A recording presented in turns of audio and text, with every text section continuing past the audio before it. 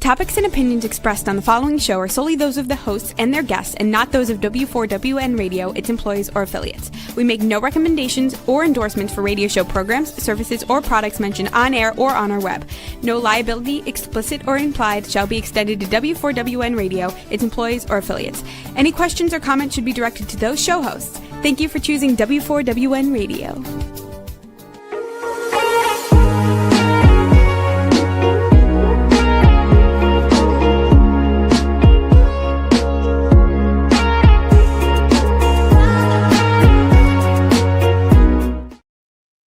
Hi, and welcome to Chasing Purpose. I'm your host, Kathleen Connor, and if this is your first time here, I'm really glad you found your way in, and I hope you stay a while. If you've been here before, well, you know the routine, and I welcome you back. So today I want to talk about something that we all do. Maybe we don't realize we do it until afterwards, but what we do is we ignore the signs that our body is telling you, the look, listen, and feel signs of something that's going to occur or that we're moving towards or through that we ignore or that we just kind of put in a place of, I don't know what that was. But then later, it turns out that our body, those signs, those look, listen, and feel signs were right. And we know exactly what that meant. So our stomach can drop and our full body can just completely come to a halt. Maybe it's when we're meeting someone for the first time or we're walking into a room or something happens that just feels off. Now you and I meet people every single day, whether it's through an introduction or a handshake or a formal, just kind of how do you do? We meet them in the grocery store. We make eye contact with people in the coffee shop or wherever we are. And yet when we are in our own body and centered with ourselves and we are self-aware and self-trusting, we can feel that person and we know exactly what is going on with them before maybe they do. So we get that feeling of whether or not, one, are they someone I want to put energy into and be around? And two, are they someone that I want to trust? And are they trustworthy enough for my time, my heart, and maybe my soul? So those are things that your body can tell you before the situation does. And we all do it. We all ignore or listen to those look, listen, and feel instances. And it's our intuition. And our intuition is so valuable and so important to us. We all have it to a degree, and some have it to a point of, as we talked about before, spirituality or those types of people can have an intuition so strong that they get a sixth sense of things, of people, of situations, right? They can just know what is happening. And so they cultivate their intuition. They move through things with a knowing because they know how to do it. And those things are important to them. And so their sixth sense come about. And so they know that happens. And I've been told through either those mystics that I work with or people that, and I feel as though I have a strong intuition.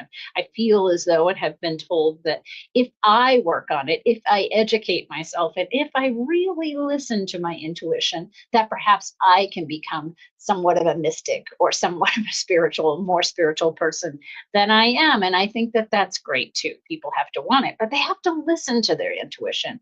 And more importantly, we have to allow people that we work with and associate with and live with in order to do things and be in their intuition and to know and validate that their intuition is strong as well, right? Their gut instinct. And that's exactly what it is. So I am, because of the work that I've done, because of the thought process and where I am currently within my life, my self-awareness and self-trust, I feel as though my intuition is really high. When I was a teenager or a young adult or even as a child, I knew that it wasn't that high because my intuition, to be quite honest with you, didn't always keep me out of trouble. Often I wish it had, but it didn't. So those are things. So I've met people through my life and through my days that, you just get a sense of them. You get a sense that, they're not who they say they are. Or, for example, maybe I use the term creep. Maybe they're a creep, and I don't mean that in the sense that they're dangerous or unsafe or those types of things, but in a sense that, they just give you a feeling of yuck or ick, as they say. And we all come across those. And we have to realize that those feelings are something that we have to say and do and realize that that's our intuition. And then 6 months later, 6 weeks later, or 6 years later, you hear something, you read something, you come across someone that knows the same person and they tell you a story where that situation becomes true or valid, or what you thought now is resonating and is out on the surface or known. And you say to yourself, I knew it. But instead of saying it like that, I knew it, we all say as women, we say, I knew it, I knew it, I knew I felt it. I knew there was something about that person, that situation, that whatever job, that family situation, that event that night that just felt off. And then it suddenly happened and you knew it, you knew it. And that's how we say it. We always say, I knew it, I knew it. And we say it so often because we don't realize at the time that we feel it and we should maybe do something about it then. Move away from the person, not be of service, not give the energy and the time into a situation that we know may turn out to be either great or bad, right? It depends on where we put those things. So we have to figure it out. And I was joking the other day about the knew it term, or words that we say it so much because we don't listen to our intuition as often as we should, that we should maybe put it on a t-shirt and maybe we should trademark it. So maybe I'm throwing it out there today that I should do that I should just put it across a t-shirt that says, I knew it. And if I could say it like that across the t-shirt, maybe that's exactly why I would do it. And that's what exactly happens, is that your intuition is like, you have to trust your gut. You have to trust what your body's telling you. You have to trust your sixth sense on something, your ability to know that something doesn't feel quite right or may not be moving in the direction that you think it should move. And so you have to think about what your gut, your body is telling you. And yeah, they're not laying down a verdict on anything at all, that's for sure. But what it's telling you is just be careful, be cautious, watch this thing. And I remember years ago, I met somebody probably 6 or 7 years ago. And I think I've told this story before, but when I met the person and I was like, oh, how are you? Let me know a little bit more about your life. Again, I'm a curious cat. I like to ask questions so that I get to know people. It's not because I'm judgmental or I'm looking for something to judge them on. I'm not. I'm curious and I'm gathering data and I'm seeing there's a common element or a common connection there that we can maybe become something, whether it be a friend or a coworker or an associate or something where there's something in common or connection. So I often say that those are things that happen in a situation. And this situation, I remember asking this person, like, so tell me about yourself. Tell me about what you like to do. And this woman said, oh, Todd and I, every question I asked her, it was answered in the plural about her family or her partner or things that occurred. It was never about her. I never got to know her. And I walked away from the situation saying, how odd, how surface, how, I hate to use the word shallow or hollow that conversation was. I never saw her. I never felt as though she was part of the conversation. I never felt as though she wanted to participate. And I get that people love privacy and I get that it's a sacred thing and I respect it as well. And I feel as though, again, I have a lot of friendlies and several close friends that really know me.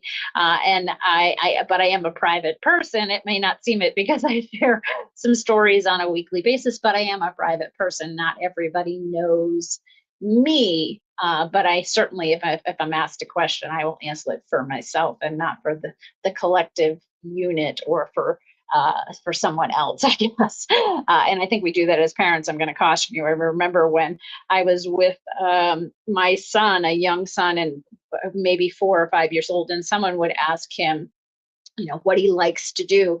And a couple of times I caught myself answering for him, and I had to bring it to my attention to not do that, so that he could forge his own way and create his own relationships. And those people that were asking the questions of him, they would get to know him and his answers and what he liked, and not me answering for him. So I think parents, we tend to do that as well, especially with young with young people, with our young children. We tend to do that.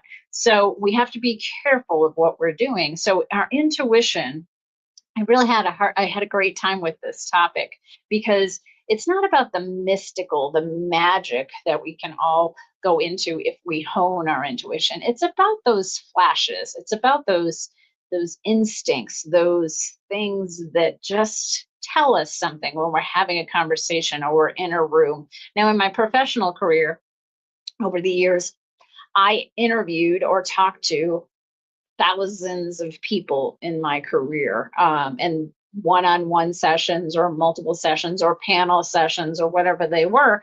And I often remember the feeling when someone walked into my office or into a conference room or into a setting. I remember feeling, and more importantly, what I felt about them. And again, not in a judgy way, but what I felt about what they were bringing in their conversation. And I watched and listened and felt their tone, their pace of a conversation, their thought process, their critical thinking.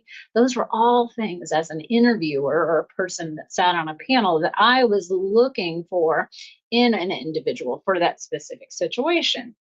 And now in my personal life, I still look for those things. I still look to be around people that are curious, that I can learn from, that I can drive towards, that I can find their level of energy, effort, care, and priority to be equal to mine. That's so important when you're in a relationship. And my intuition has to say, yep, they're making an effort, or yep, they're right now they're busy. They have things going on. And then I'm going to give them a pass or cut them some slack because I know that what's happening in their life right now isn't giving them their all or having them give me their all. So it feels, the intuition part can feel like an instant, but if we don't listen to it or we don't acknowledge it, at least it can come back. And we've talked about before a phrase that I think it's in the AA methodology, where what we resist will persist. And I think I'm going to add who as well. So those who we resist will persist, because I think we all realize that in the patterns of our relationship that we all tend to find the same partner, find the same friends, find the same, maybe situation where we have to learn from. And if we don't learn from it, it comes up again, like that cycle of lessons, I would say. So we have to just watch for those. How are we participating? How are we involved in those? And so the intuition can be magical. I really do think that there's an aspect of magic. And I thought about it for some other podcasts about the spirituality piece and really the magic of that whole mystical world that I love so much. And we'll talk about that as well. But when we reach and listen to our body and we watch for cues and clues coming from a situation, environment, a room, a person that we're involved with in a time, then that's what we have to do. We have to watch. So let's talk about the look. We have to watch for things. We have to watch for patterns. We have to watch for cadence, and we have to watch for body language. I talk a lot about that I think as you become more self-aware within yourself and what you're doing as your own being and being responsible for your own emotions, your own reactions, your own triggers, and your own participation within relationships, that therefore when you become so centered and know your own emotions, you can then start to understand other people's emotions and other people's triggers and responses and those types of things. Because how can you, even as a parent, how can I understand my son's emotional triggers and reactions if I don't understand my own? How can I ask for help within a relationship if I can't give or explain why I need help,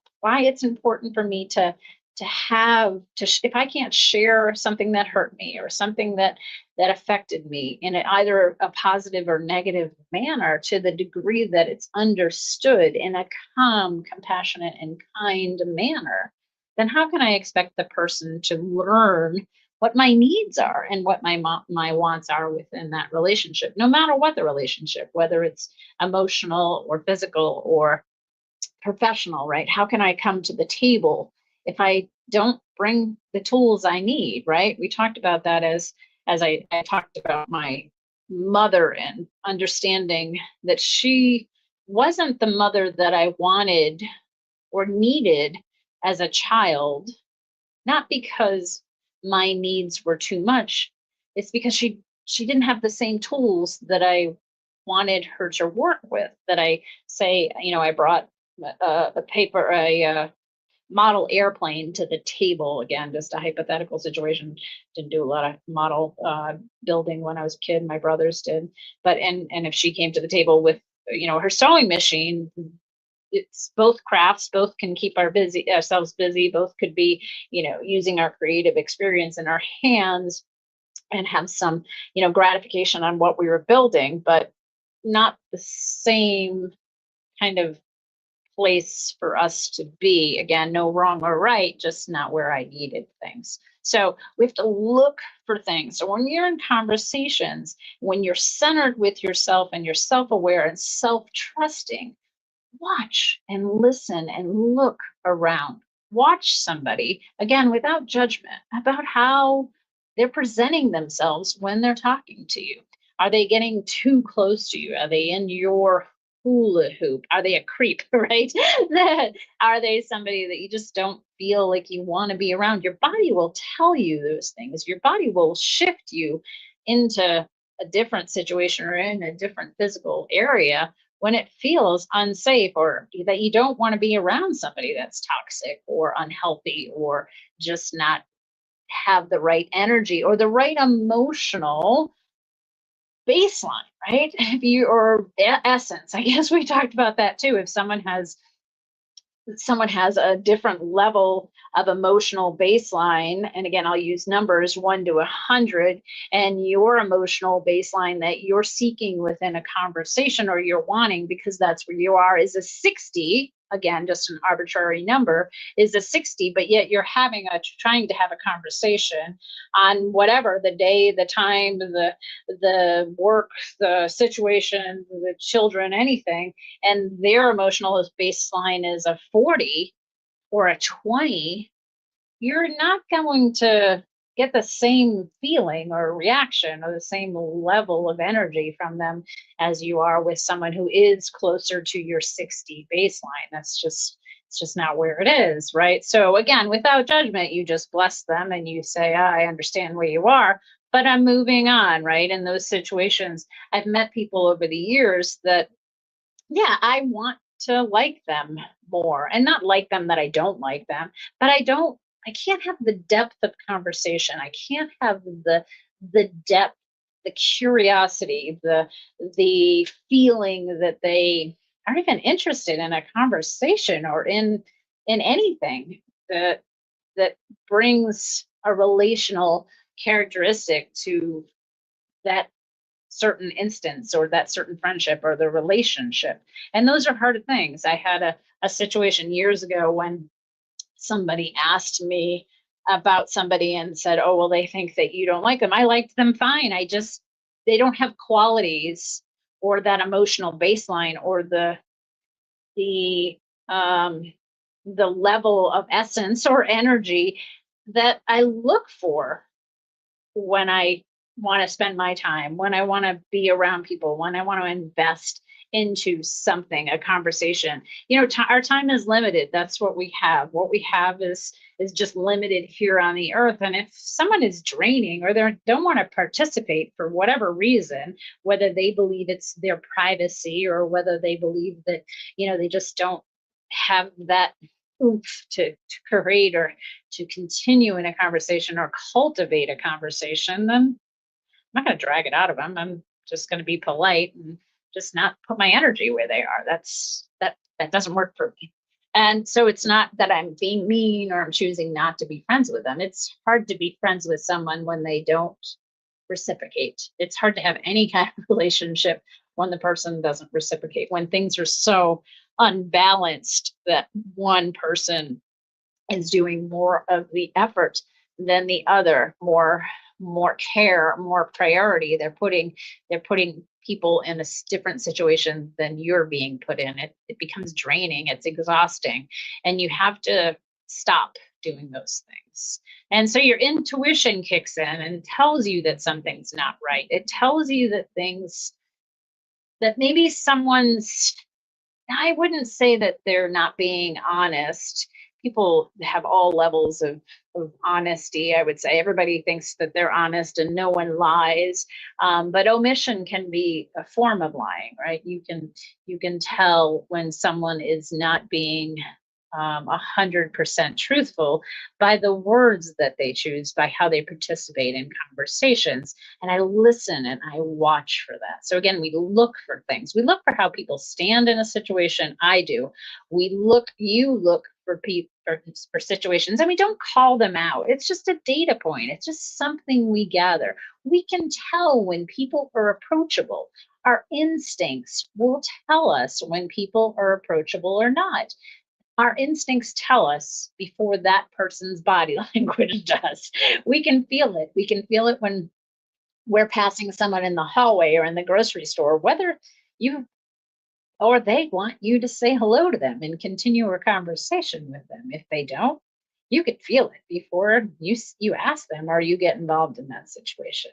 So those are things that I think we can look for. Another thing that we can do is we can listen, and listening is so critical. I think we don't do enough of it in an active way, in a way that leads to us learning from each other. We listen to be heard. I think is what we do, and we listen for our own egos and our own kind of gratification. Is the person listening to us? I think that's what we listen for, instead of really, really, really listening to someone. So you listen to the choices of the words that they use. You listen for things. You all know me by now that I don't use the word but in a lot of sentences, probably not any sentences. It has to be absolutely necessary for me to use. And I learned it the hard way, and it was through therapy, that every time I would have said the word but in a situation, I would have come across and tried to explain something, and the word but came out, my therapist would stop me and say, everything you say before the word but, once you say the word but, it negates them, it takes it away. So when someone says, I care about you, but I can't have a relationship with you now. I love you so much, but that makes it conditional. So, but is something I always am very, very careful and cautious, one, to not use, or to use it just when necessary, but I listen for it.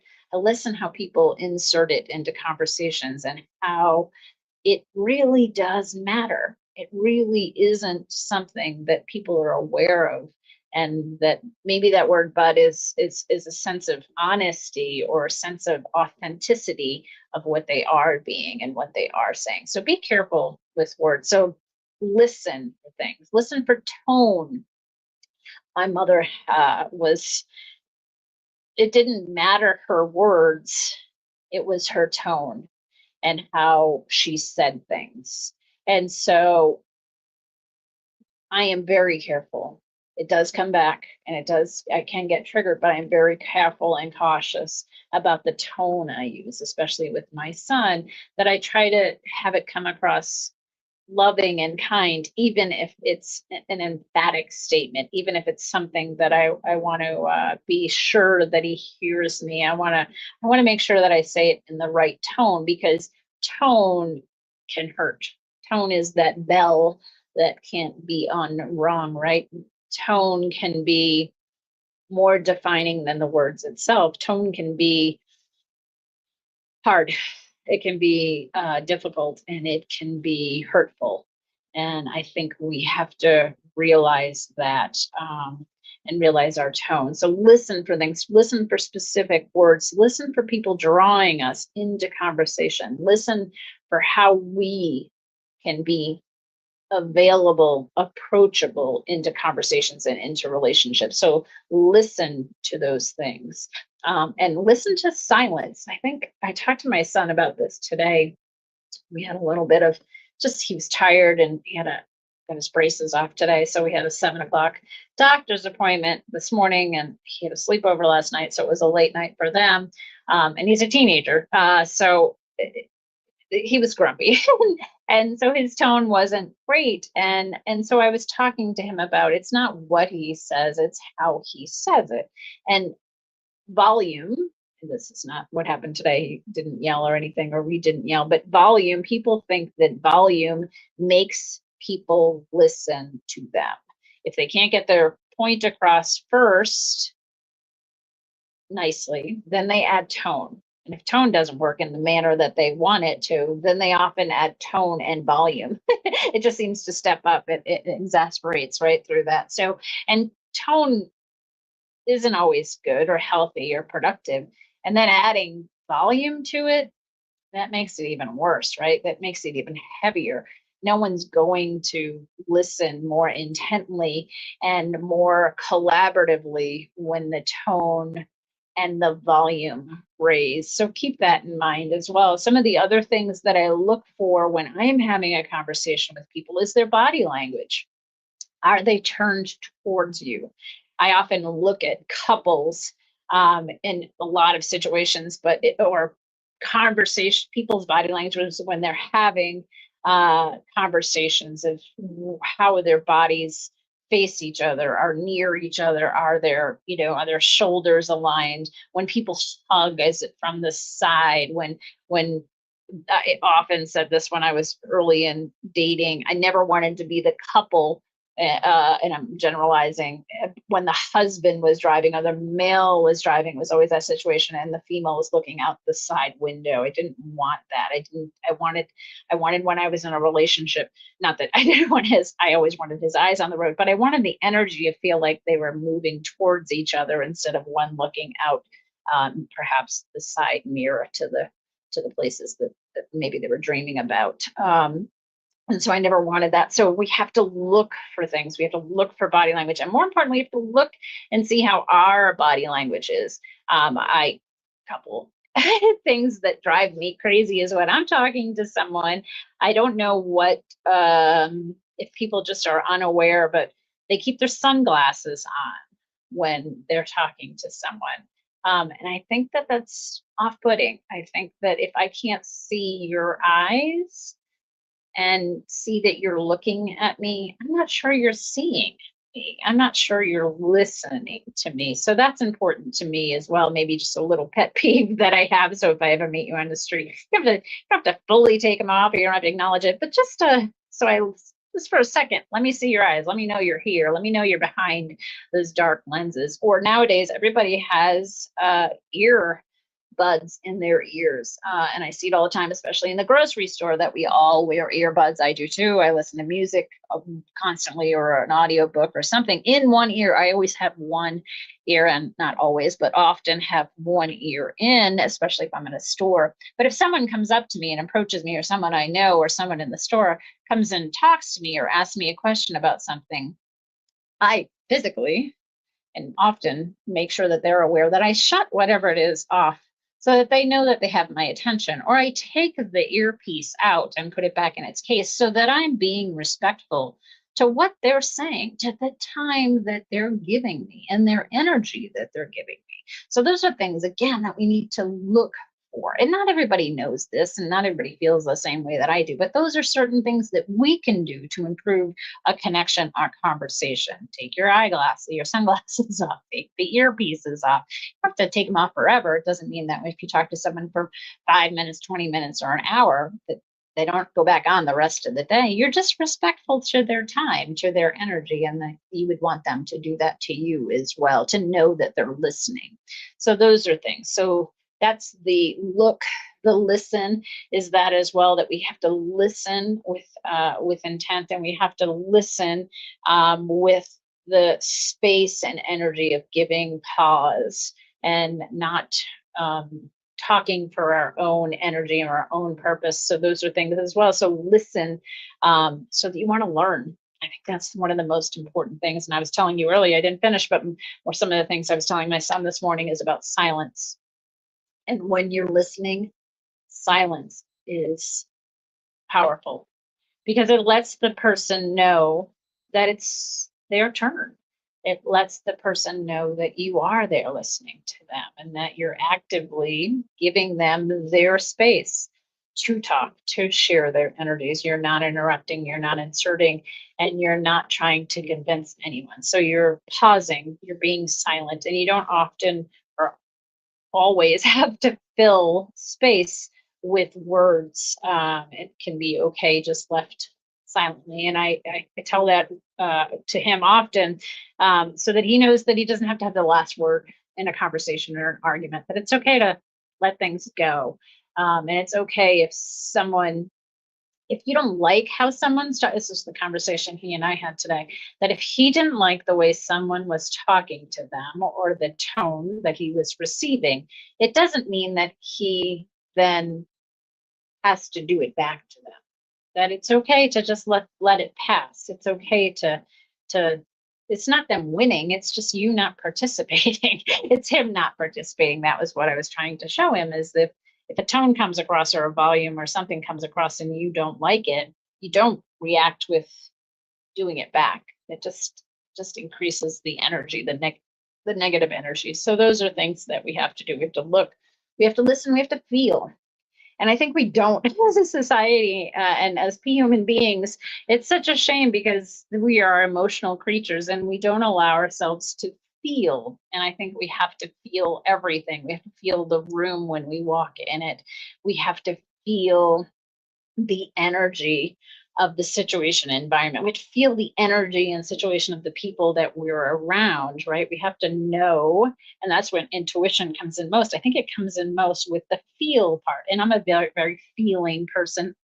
I only do things when they feel good, right? If someone is being flat with me in a conversation or in a text, or I feel as though they're just not giving me or the relationship or the situation, work or otherwise, the energy that I'm giving or that I feel I deserve, then I just withdraw. I'm not interested in staying and trying to keep the conversation going, and just letting it. I'm okay with just dropping it. I wasn't for a long time. I was always trying to get people's attention, and now I just feel I don't need it. I don't need to be validated and to keep a relationship or a connection or a conversation going because of my needs. Just don't need it anymore. So those are things that I think we have to feel, and we have to feel our way through things. I think that's what we have to do. We have to feel how everybody's doing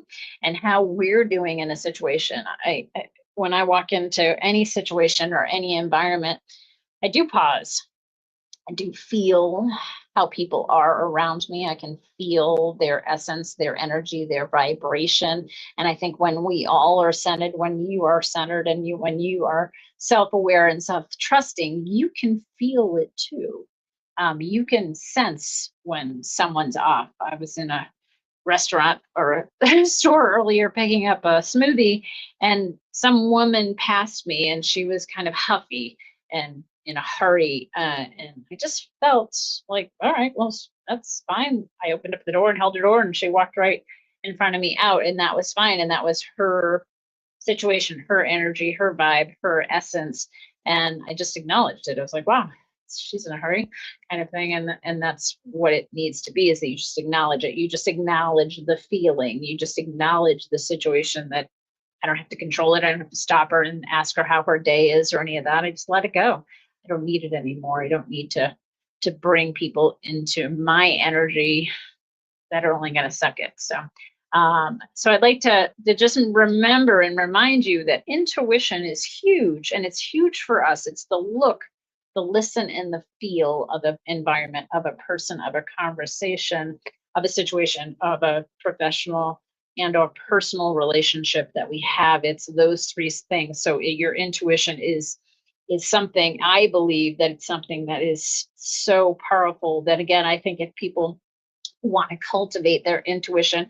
And we've all seen it. People can make money off of it. They can read tarot cards, they can read energy, they can talk from people from the other side of things, and they can be mediums, and that is great. It's very intriguing. But some people just have to trust their gut, has to trust every feeling that actually is happening inside of them. And I think we tend to not use our intuition enough. We tend to not understand it or even acknowledge it at times. And I think we can only get to the place when we are self-aware, when we are self-trusting, and that we know in our own being that we can handle in anything that's brought to us, not challenging the universe, and we can be okay. We can be great, as a matter of fact. And so that we are preparing ourselves every day with the people that we do meet, and the feelings that we receive and give, and the looks that we give and receive, and our listening that we give and receive. So the intuition is exactly that. So watch for it. Watch for the signs, the physical signs. It's the stomach dropping. It's the tightness in our chest. It's the kind of maybe inward or outward eye roll that we want to give. It's a little bit of a just, you just know, and you just, there's that t-shirt again, like, I knew it, right? That's the feeling, that's the intuition, that's the instinct kicking in, and that we often brush away. And those are important things that we not only use within ourselves, but we teach people around us, especially our young children, that we have to know that when they feel something is good, that it probably is. And when they feel something is bad or off or strange or ick, that it probably is too. That it's okay for them to trust their gut, their feelings, their intuition, and maybe they want to cultivate it too. So we have to think about those things. We have to think about relationships. We have to think about how we participate in relationships, how we want other people to participate in our relationships as well. We want to watch for signs, and we want to watch for things. And I don't tell people, take your sunglasses off. I don't tell people that bothers me or any of those, but I take my sunglasses off. If I'm talking to someone and I have my sunglasses on, I take them off. I put them up on top of my head because I want them to see my eyes. I want them to know that I'm looking at them, that I'm caring. And again, if you have your sunglasses on, doesn't mean you're not caring, but I want them to know I feel connected to them when they're talking to me. So those are things that I personally choose to do. And I tell my son as well, it's like, he plays baseball. You all know that. It's like when he's playing baseball and he meets somebody for the first time, or somebody's father or mother or grandfather or a family member comes up afterwards, and he goes to shake their hand and he still has a glove on or something along those lines. I tell him to always shake a hand without your glove, because that's the respectful, that's how you feel somebody, that's how you connect with somebody, is not having a glove on, right? If you meet somebody. So those are just certain things that maybe that I'm picky about, or that I'm want to pass on to my child, so that he doesn't drive me crazy with his sunglasses on all the time, or any of those things. That it's just a nice way to connect with somebody, so that they feel, look, and listen to you with intent, and they feel your energy. So those are the things that you have to do. You have to just make sure, as you're doing this, it takes practice. And I promise you, if you look, listen, and feel, especially feel, the feel is what shows up first. The feel is the tightness. The feel is the energy of the room. The feel is what is happening within you and around you. So feel it, feel everything.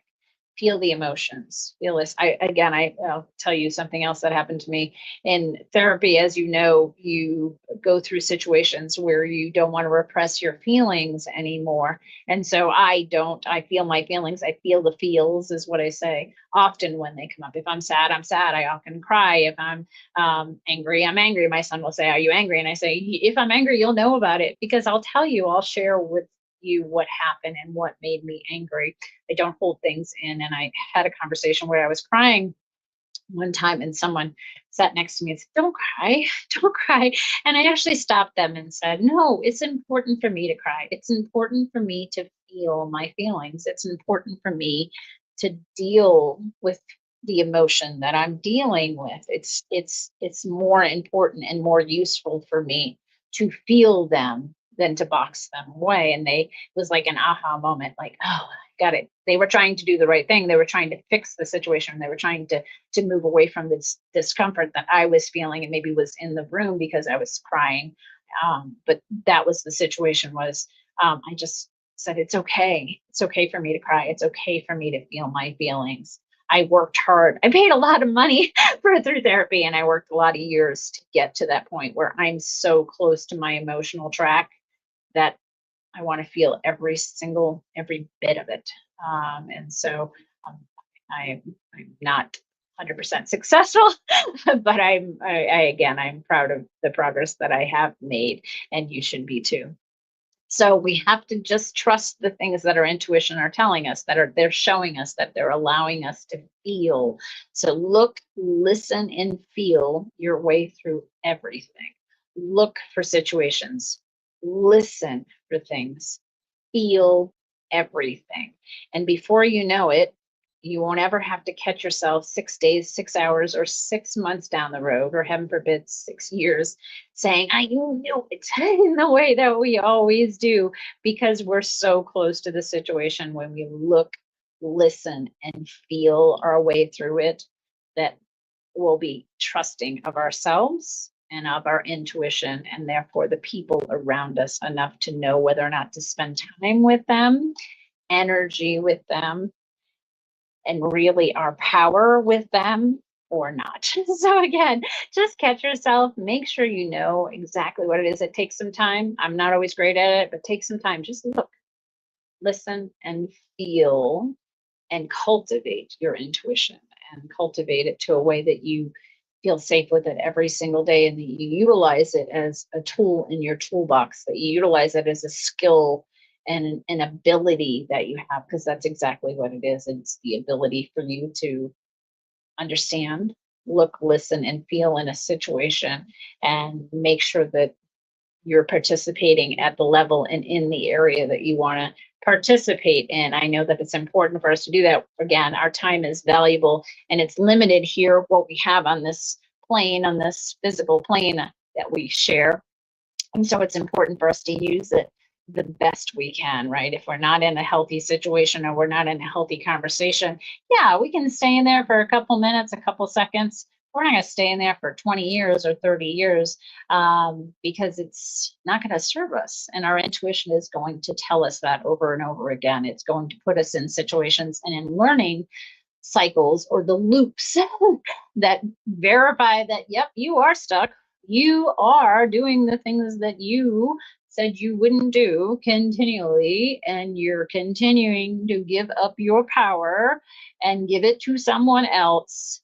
And here it is again, until again we continue to do and resist whomever and whatever it is will persist around us. So we have to stop those patterns, and we have to stop the behavior, and use our intuition to do that. So I think it's a great thing to do. I think it's a great thing to learn. I think it's a great thing to teach.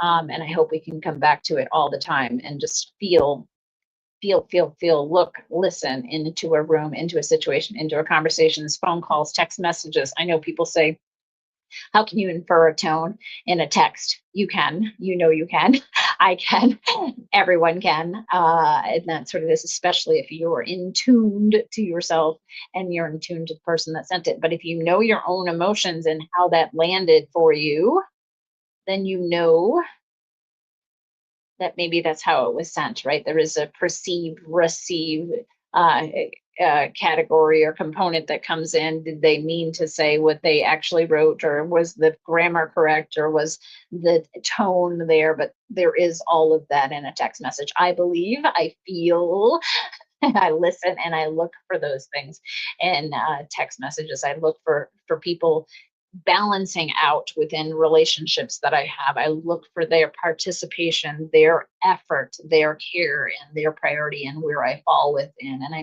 try to make sure that the scales are balanced. And when they're not balanced, I try to tell them with kindness, care, and compassion that things fail off, that this might not be working for me anymore, that I need more of an effort, more of a show of care and priority, and I need it to be done differently, not more. Again, it's not about more.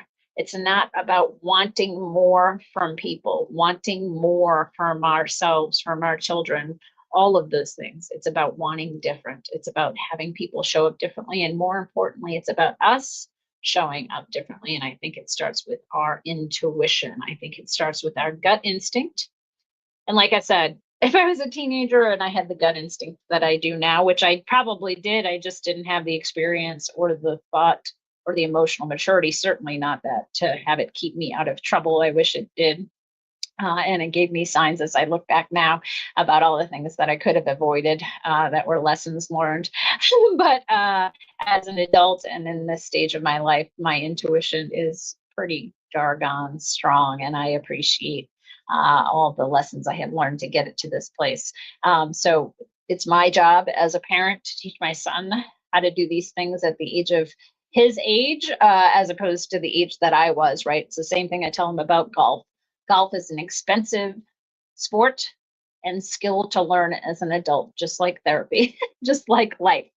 But if you learn how to do it well as a child or as a young adult, it is a lot less expensive. It is the lessons that he can take as a teenager are so much more inexpensive than they were as I took them as an adult. And so you offer him the opportunity. We offer ourselves the opportunity to learn and do the things that we need to do because it's important. So today's topic was about intuition and what it means for us. And what it means is that it's the gut, it's the shoulders, it's the body, it's the head, it's the eye roll, it's the huffing and puffing, it's the tone and volume of a conversation that your body is telling you when to stay in a situation, a conversation, a line in the grocery store, a circle of hula hoop or not. It's that. So listen to yourself, to your body, and to your thoughts. Listen to what other people, and listen to what you're giving off and how you're participating.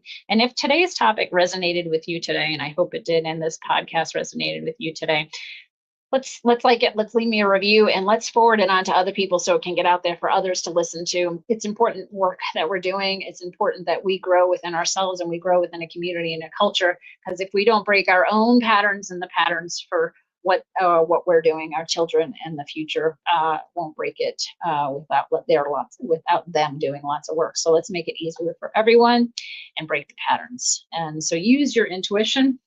I think it's great. I think it's something that we can all cultivate. I think it's phenomenal when people do and have it become a gift to them. And we all have that gift. So let's utilize it. Let's look at it like a beautiful thing. And let's really appreciate the look, listen, and feel that comes from our intuition. And let's make sure we're doing it in a healthy, productive manner and putting our time, energy, and our power, because of those other things that we have control of, our time, energy, and power in everything we do. So trust it, trust your intuition, trust what your body's telling you, trust what you're listening for. And I want you to know how much I appreciate you showing up here today, not only for yourself, but for me. And I thank you for listening. And until next time, keep chasing purpose.